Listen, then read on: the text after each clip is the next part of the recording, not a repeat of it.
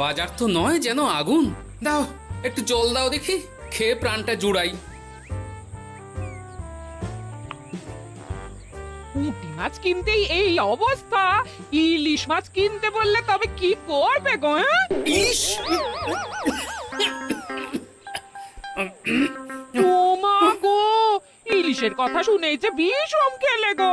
এই জল খাও, জল খাও, জল খাও।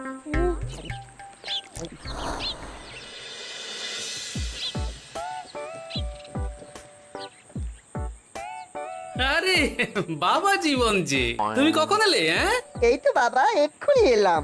ও মা, এই বাবা জীবন যে, আর মিনুমা কোথায়? তাকে দেখছি না কেন?